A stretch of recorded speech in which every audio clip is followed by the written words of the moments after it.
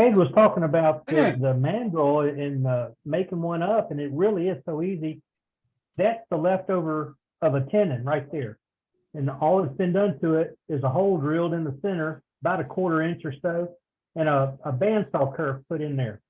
And then that allows, what that little green piece is right there, that's the back end of a Phillips head screwdriver bit. You see it right there.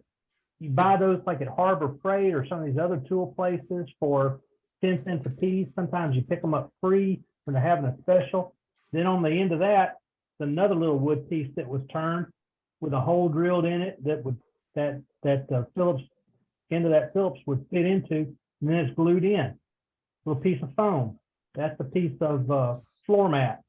Some of that foamy floor mat,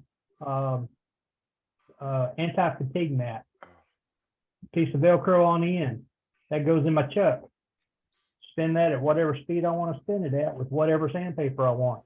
It typically only goes up to about, only turn it up to about 400 or 500 usually, but that is great for eggs, balls, bowls, you name it.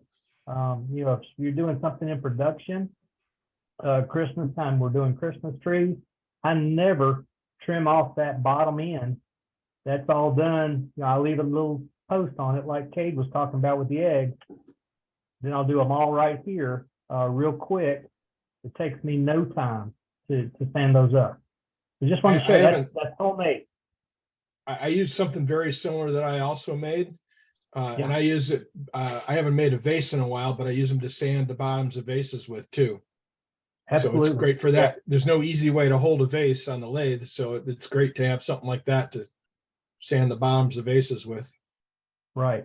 When I was parting off my tenon, you know, they would usually get thrown in the garbage can. Now, if I part one off, I don't part many off anymore. But when I do, it gets saved. I've got a little corner that they all get tossed over into, and then when I need one, pull it out, drill it. I can do the same thing again, or with a different mandrel maybe. If I've got one that I'm not using somewhere else, I can stick it right in that little 1/4 inch hole.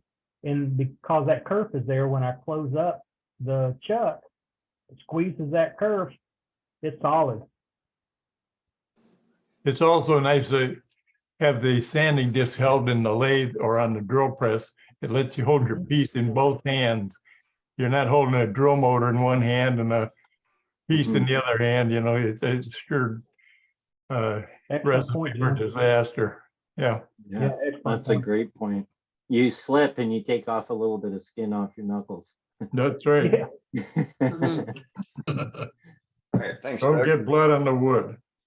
Yeah. If you do, dye it red. Unless you're making blood wood.